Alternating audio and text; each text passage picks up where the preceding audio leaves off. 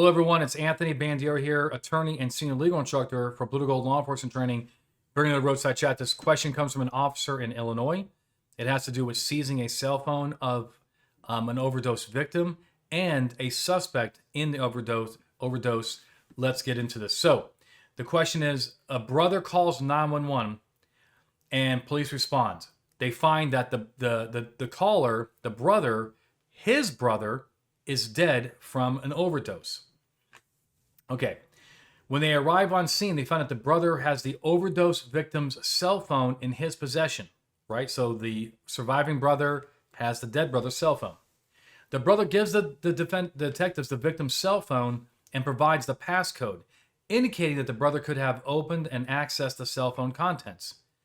Detectives conduct a cell phone extraction of the overdose victim's cell phone to discover messages have been deleted. Now, it doesn't say whether or not this was done with a warrant or not, but I think either way, we're probably okay, because it's very likely that the brother does not have standing to contest this search. He's going to turn into a suspect later on. The deleted messages were between the overdose victim and his brother, predictably, right? And they involved conversations discussing purchasing narcotics the night prior. The messages indicated the brother was arranging the purchase of narcotics the night prior. So he's involved in to get these drugs, right? Obtain these drugs. There was no direct evidence in the cell phone which indicated the brother provided the overdose victim with the narcotics. So he's guilty of something, but not the direct death of the brother. Fine. Upon discovering this, approximately 1 hour after leaving the scene, I guess when they say extraction, I guess they maybe, I don't know if it can be done that quick. So maybe they just found deleted messages in a folder on the phone. I think that's probably more likely what happened. The detectives go back to the residence of the brother and conduct a non-custodial interview. No Miranda required. He's not in custody. Fine. The brother admits to deleting the messages from the overdose victim's cell phone, but denies that he provided narcotics to the overdose victim. That seems consistent with what the evidence is. But the brother also denies knowing who the source of narcotics where it came from. That is a lie, because he obviously knew he was helping get the drugs for the brother. The brother appeared to be under the influence of narcotics, can't constrict the pupils. He denied consent to collect his cell phone and conduct a cell phone extraction.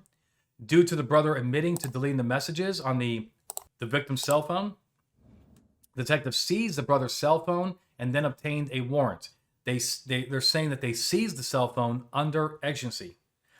The detectives were concerned that the brother would destroy further evidence and was on his cell phone, that was on his cell phone if they left, and they applied for the search warrant. All right, are we good here?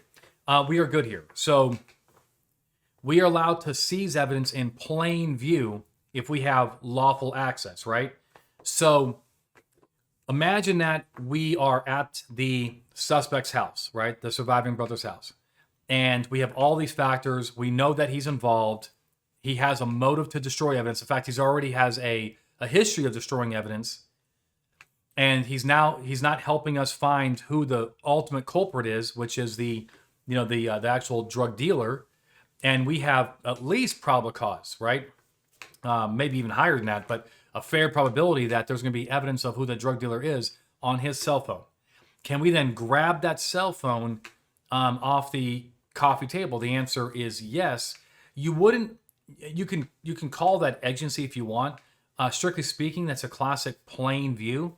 Plain view does not require exigency. Plain view requires right to be where you lawfully are, and the item is immediately apparent as evidence without manipulation, right? Well, we have that too.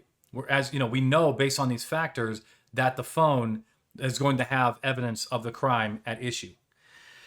Exigency comes into play when we're actually making an additional intrusion. So, for example, if he grabs a cell phone and puts it in his pocket, are we going to be able to open up his jacket and grab the phone out? That would not be plain view. That would be, you have to have lawful access. So what we're doing here is you would have to articulate exigency. Now, I think you have it. I think you have it, but you better in that report say, under the exigent circumstances of this, if we left, he's going to destroy the evidence. He has a motive. He already has the history of destroying the evidence. Say, due to the exigent circumstances, I retrieved the phone, but it better be legit, right? Because courts are going to criticize going into it and pulling the phone out of his jacket, but ultimately I think they're going to uphold it. All right, there's your answer. I hope it helps. Keep the questions coming. If you have a question for me, go to bluetoglow.com/show, and that's where you can actually enter your question. And also, if you like what we're doing here, like, subscribe, share with your friends. All right? All right. Until next time, my friends, you stay safe.